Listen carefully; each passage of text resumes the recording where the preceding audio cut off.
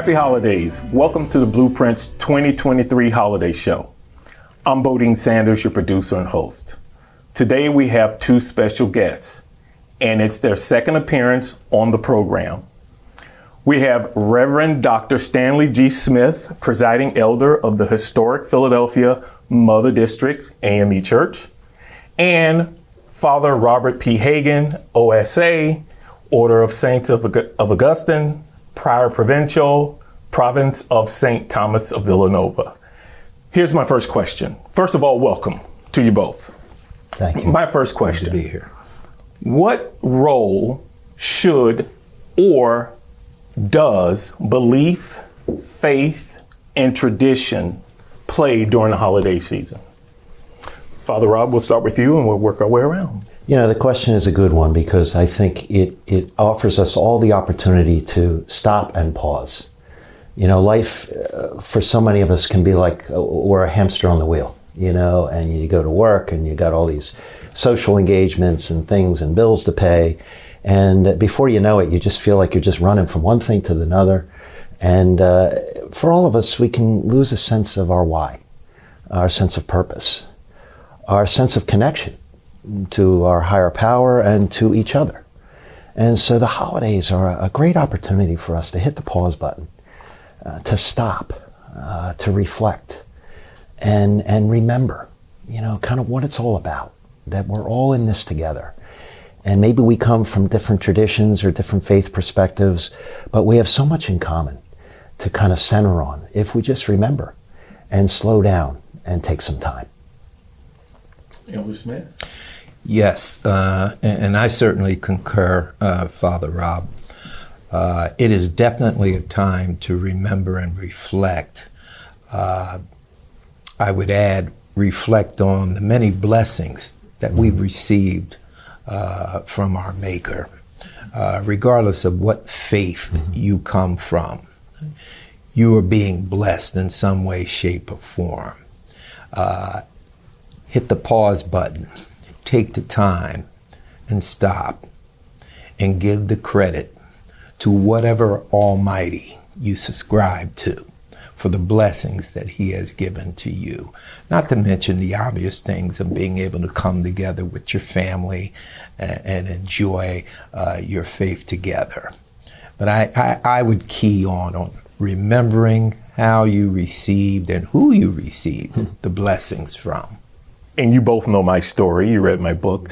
Coming from a Southern Baptist background and then spending time and graduating from Villanova, a Catholic Augustinian university, I learned so much from my Catholic teammates and classmates because growing up in Jacksonville, my mom sheltered us so much that we didn't get a chance to venture outside of my grandmother's Southern Baptist church.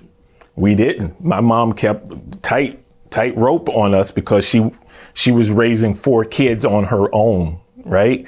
So it was a learning experience to learn from my teammates. And so I think it's very important.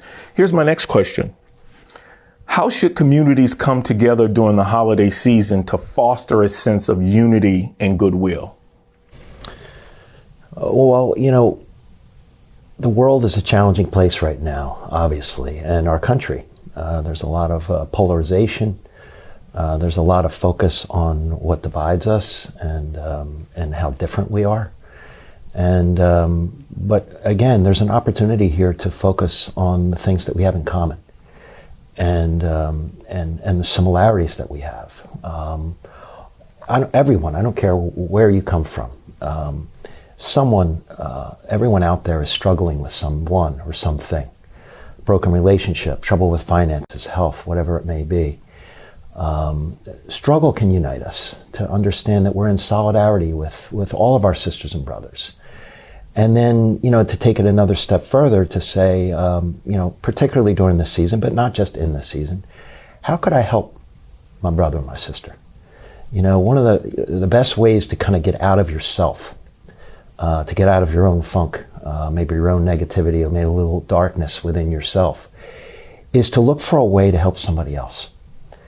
And that's what this season offers us. It's a season of light and hope and joy, and maybe to take that light and hope and joy and offer it to somebody else. And it's amazing how contagious that is, and how it spreads and brings us all together. Sure. Elder Smith. Well, I really believe that we have to be intentional about trying to bring unity among the other faiths that are out there. When I look back over time, and I don't see it as much as I used to, like even 10 years ago, where we would have interfaith services. And you'd have the imam there, and you'd have a priest there, and just from all faiths, and they would be part of this one worship that we would have. I know one thing that Villanova used to do, and I missed that, and I don't know if you still do it, because I went away to serve up in New York for a good while. But since I've been back, they used to put on this thing called the Messiah around Christmas time, a singing event, and everybody from around the main line used to come to that. And that was a good way to bring in people from other faiths. Notwithstanding, what Father Rob said, because certainly those things are important, but I believe we have to be intentional. Well, yeah. I write about in my book, and I might have mentioned it before, one of the things that I learned that we had in common, meaning my Southern Baptist upbringing and the Catholic Church, was my grandmother was the head usher. And I learned from having conversations with my Catholic teammates. I'm going to say Artie Conadina and Doug DeLuca and some of the guys from the local area, is that Joe Bello rings a bell. That the thing that we had in common was the nuns were the disciplinarians and the ushers, usually women, the majority of the ushers in the Baptist in our church were the women, and they were also the disciplinarians. So I was like, oh, that's something we have in common, because I would hear the stories about the ruler and and I was like, oh, that sounds familiar to me. So that's something that we had in common. So no, those are the things that you learn. Diversity teaches you when you're in a diverse environment. And that's the reason why I wanted to get you here together, so people can see and hear both your perspectives from a Catholic perspective and the AME Church perspective, and they can learn something, right? Next question. How can the faith community help with outreach during this season? Father Rob. Well, there's no question there's a lot of people out there who are hurting. There's a lot of people, mental health is a big issue right now. People who feel alone, don't feel connected, don't necessarily have a loving family or a lot of friends to gather with around the holidays. And so, as Elder Smith was mentioning, to be intentional about there are a lot of groups out there that do outreach, that need volunteers, that need support, and to kind of look for those groups that are helping in a soup kitchen, or the marginalized in some way. There's opportunities for clothing drives, Toys for Tots. You don't have to look very hard. No. And it's a great way to get into the holiday spirit. To kind of look up an area where, where could I, put in an hour or two during the course of my week to put a smile on somebody's face. You start to realize it doesn't cost much. It doesn't take much out of your wallet to encourage somebody, to have a conversation with somebody, to look somebody in the eye and say, I'll say a prayer for you. It can give somebody just the hope that they need, that can keep them, kind of paddling the boat when they might be tempted to give in to despair. Elder Smith? One of my pet peeves particularly with pastors, would be because there are a lot of churches that have food drives and soup kitchens, etc. But lots of times the pastors don't show up to be a part of that. And one way to embrace your community is to show yourself there and see what's going on in the community and take it a step further from the soup kitchen and have some type of fellowship with them. I'm calling it a service for lack of a better word, but a gathering where you bring the community in and show them that we're more than just Sunday morning, okay? Or Wednesday evening. Or Wednesday evening, okay? Where we can just get together and fellowship. And pastors walk among the people, talk to them, get to know them. And like Father Rob said, if you find that prayer is necessary, then you pray with them. But fellowship, bring them in along with the other things. Jesus, he had lots of strategies. He really did.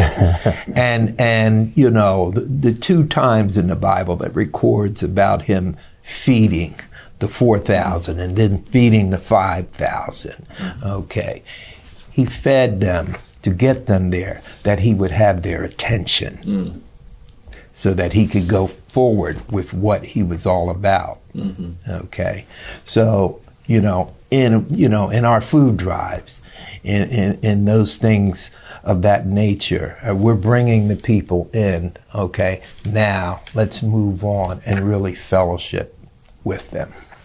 There are so many nonprofits just on the main line. I mean, there's a former professor and a Villanova grad. He created a nonprofit called The Joy of Socks.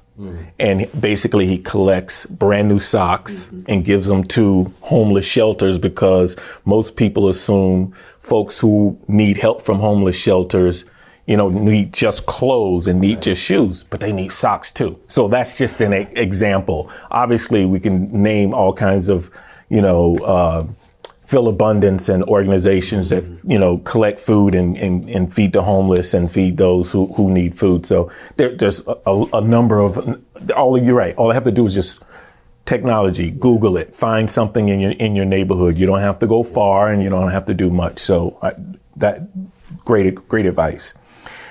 You mentioned fast-paced world, and I think I did not ask this question, and if I did, correct me. In today's fast-paced world, what advice would you share with someone looking to reconnect with the meaning of the holidays? Father Rob. Once again, there are a lot of, we just talked about a lot of agencies, right? And thank God for them, right? The reality is a lot of people are just suffering in silence. And so they might not necessarily be, the homeless person that you see, on the street corner. It might be somebody in your own neighborhood, maybe in your own family. And so there really is a call for all of us to reach out. I say, how you doing? You say fine. You say to me, how you doing? I say fine. The reality is not everybody's fine, right, just because we said we're fine. Right. And so to not be afraid to really cultivate a relationship and go a little deeper. And the fact of the matter is, everybody's hungry for something for Christmas, and often it's not something that you're gonna find in the mall or on Amazon. We're hungry for reconciliation. We're hungry for confidence, for forgiveness, for encouragement. And once again, these are things that don't cost us anything other than an investment in a relationship with somebody that maybe we had overlooked during the course of the year, and to look a little closer at the people around us. Sweat equity. That's the word that popped into my head. Elder Smith? I tend to, with those type of things, I like to bring in the professionals. We pastors, we don't know it all, even though we like to profess that we know it all. set up venues where you can bring in mental health and different organizations that love really to come and talk about what they know. And I think that would go a long ways if you can do that, you know. And various meetings that we have, we always try to bring in speakers, okay, to invite the people out, have them come there and talk with the professional. That's exactly what you did. You invited me, you invited me to be a part of the Mother District conference, and I enjoyed it and had a great time. So you're not only talking the talk, you're walking the walk. So I appreciate that. Next question. We have, and I mean all of us, and we touched on it a little bit, have faced our share of challenges over the past few years. COVID, distractions, folks not agreeing, folks at each other because somebody says one thing, someone says another. I mean, we know what we've been seeing and hearing. People, this happened while you were, having your birthdays and special days, and it happened during the holidays, right? We were 3 years with the pandemic, right? I mean, we're not done with it, but it's now part of our flu life, right? Get the flu shots.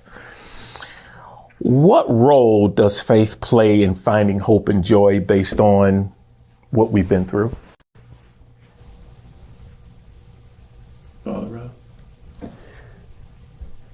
So much of faith, it says in Hebrews, faith is the substance of those things hoped for and not yet seen. And so, if I could show you, your healing, if I could show you your job, if I could show you your future in a crystal ball, then it wouldn't take faith. Right. And so when you're in it, when you're in the struggle, when your boat's taking on water, when you're sick, I think our faith offers us an opportunity to trust and believe that things are possible. And just because something hasn't happened yet doesn't mean it's not going to happen. And, for Christians, the season that we're in before, Christmas is what we call Advent. And that's a time of preparation. That's a time of waiting. Nobody wants to wait anymore. You want to hear a song, you download it. You want to see a movie, you download it. You want to put your dinner, and you want to heat up your dinner, microwave it in 10 seconds, Right. And so nobody wants to wait. Right. No And, patience. there's a reason why Jesus picked fishermen and fisherwomen. Because when you're out in that boat, you got to wait, and you got to persevere, and you got to trust that you don't catch fish all the time you go out there. And sometimes you come home and the nets are empty, and you got to wake up the next morning and go back out there. And that's what our life is like. And COVID showed us that, and unemployment shows us that, and difficulty with neighbors and tensions shows us that. But that doesn't mean it can't be worked out. Right. And so I think faith and people of faith, because it's hard to do it by yourself. But when you're in a community of faith and people who share and talk about and encourage one another, your problems might not be worked out, but you have the wherewithal and the fire in your belly to wake up and keep trying and keep believing the next morning. Absolutely. Yeah. One of the things when I think in those terms, testimony comes to mind. A lot of the churches that I pastored, we had what they would call testimony service, where somebody else could hear the goodness of God. You're going through. We're all going through. And when I hear that the Lord somehow worked out your situation, that's hope for me. Mm-hmm. And the church ought to be about hope. And when we come to the holidays, it's funny, there's this thing that sometimes comes over people because they've lost a loved one, and now they feel all alone, and they feel a sense of hopelessness. But when you're around other people that can bring you up through their own testimony that I made it through this, okay, they too can have that same hope, that is there. So my bottom line with those type of things is listening to the testimonies of others who have been through, and they can guide you through just by verbalizing their testimony.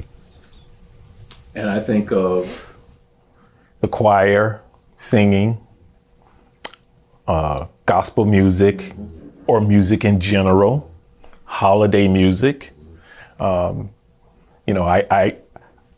I'm on my soapbox about sports, right? Sports being the great vehicle, but I also understand because I grew up with music, right? My mom was a great singer. My dad was a musician. That's how they met.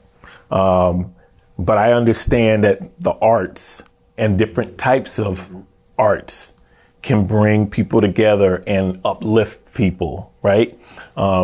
Movies, that are centered towards uplifting, right? A holiday movie, a good, not a comedy, but, a good heart tug at your heartstrings, holiday movie. So there's a number of ways, right? And I agree with that. A number of ways for folks to find that spark. Yeah. Sometimes they just need that spark, right? Next question. There are multiple faiths in our communities and in our country. How can we be more inclusive to and with one another? Father Ralph. Well, I think it's important to accept a premise that goes, it's in the root of the Old Testament, and that is, we are all made in the image and likeness of God. And so as a result, we're all sisters and brothers. I mean, if you can accept that premise, there's 64 different crayons in the box, right?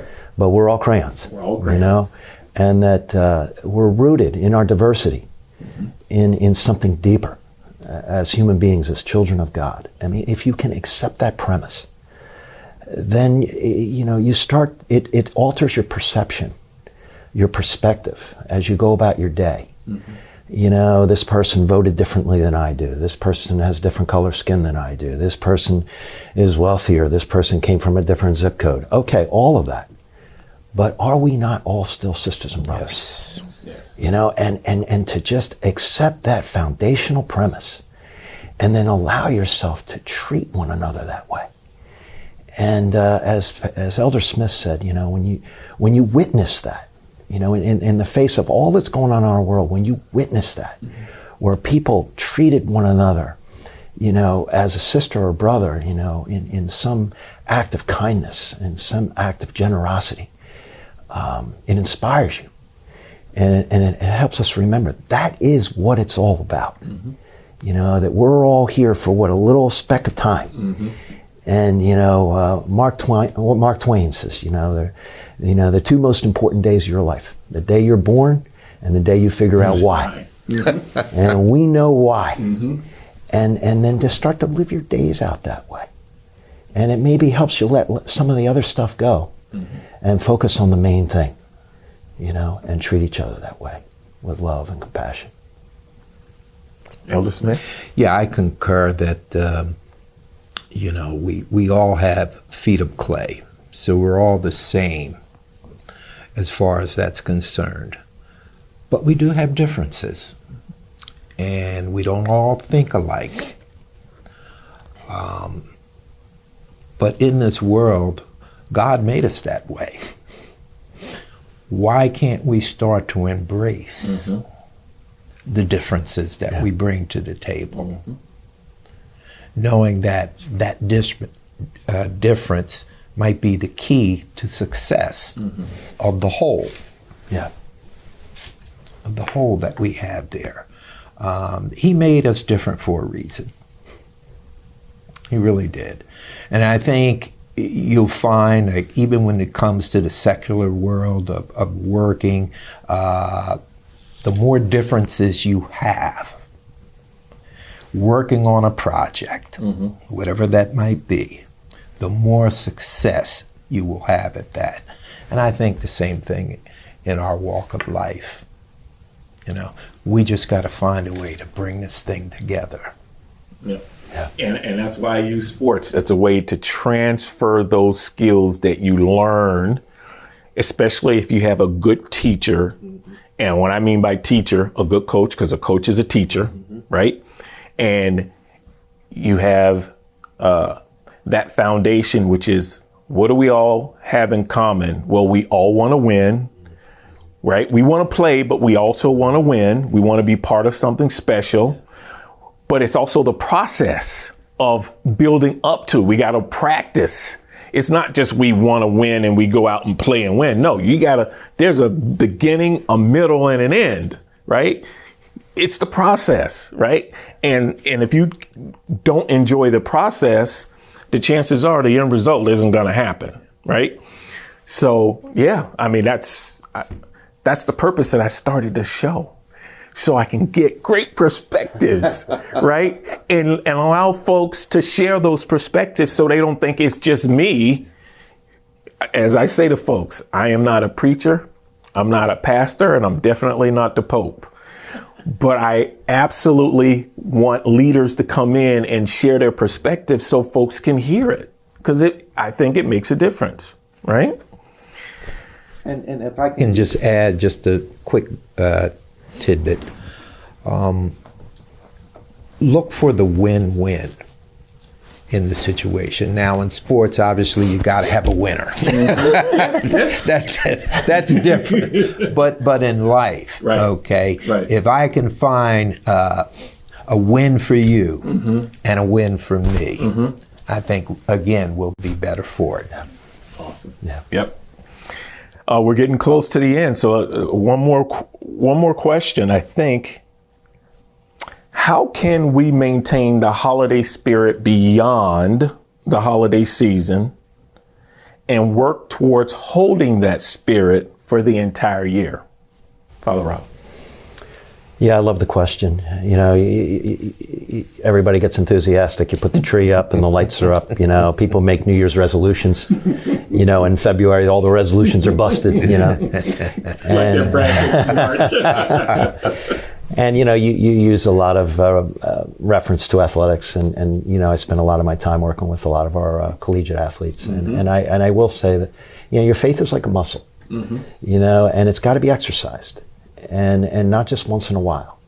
And so you exercise your faith muscles, and they're there for you when you need them in your weaker days, you know. And what I love about a community like we have here today is that you know, sometimes I want to work out. And you don't, but you go because I invited you. Yep. And then, you know, tomorrow you want to work out, but I'm tired, I don't want to go, but I go because you invited me. And I think as a community of faith throughout the year, beyond the holidays, we kind of help each other exercise those faith muscles, whatever they might be, as we've all said. You know, maybe it's a meeting, a service project, an opportunity for prayer, you know, interdenominational service, whatever it might be. When those invitations are coming throughout the year from various different ones and we're all participating, I think that's how we keep each other going. You know, it's kind of like people, places, and things. Who are you hanging around with? What are you watching on TV? What kind of music are you listening to? What kind of conversations are you entering into? And as people of faith, as communities of faith, when we continually invite and welcome, I think together we keep that holiday spirit throughout the year. Well said. Elder Smith? Yeah, I'm thinking about this because it certainly is a good question. And I preach so many sermons on we're in church on Sunday and you're all pumped up and you're all for God and you're shouting and lifting up holy hands and all of that. But then come Monday, it's back to business as usual. And I forgot all about what should be muscle memory, you were talking about. Right. And I think a possible solution to that is that, you know, that we continue to pray individually and corporately that God would just continue to increase our faith, particularly as we move from Sunday to Monday to Tuesday, Wednesday, Thursday, Friday, and Saturday, and back to church on Sunday. That we pray. Prayer, I think, is the key to a lot of it. Prayer, the testimony of the saints, someone to pull you up when you're down, that type of thing. And I think if we could do that, we'd be closer to being what we want to be, But it is tough. In this day and age, we're thrown with so many things. I mean, when we just look at October 7th and what happened. I mean, who was thinking about that? Not we here, obviously, maybe over there. Right. But we have so much to contend with. It's tough. And what happens is the noise kind of edges God out, So keep a prayer life up. Yep. Well, let's end on, because we come to the end of the show, so let's end with a short encouragement for the holiday season. Father Rob? Well, thank you for the invitation. It's joy to be together. We remember that we're not alone, that we're all sisters and brothers, that Jesus came into the world as light for the world. But he didn't come in, it wasn't all by his own doing. Through his mother, his father, the shepherds, the prophets. Everybody played a role. Everybody helped that light get into the world. And that's our call. Each and every single one of us. Don't think that you don't have a role to play, that you don't have gifts to offer. Your light, your love, your compassion, share it with the world. And may it be a happy, joyful holiday season for everybody. And may God bless us all. It took a village. Yeah. Oh, yeah. Yeah, community is definitely important, and that is something that we have to work toward in order to exist the way I believe that God intended us to exist. So give the other person the benefit of the doubt. Even though you may not always agree with that person, agree to disagree. And I think that'll go a long ways. Well, ladies and gentlemen, we've come to the end of our first Blueprints holiday show, and it was special. And I want to thank Father Rob, Elder Smith, for appearing again on the show. We appreciate it. Thank you to the audience. Happy holidays. This is the last show for the 2023 season. We will see you in the new year. Happy holidays.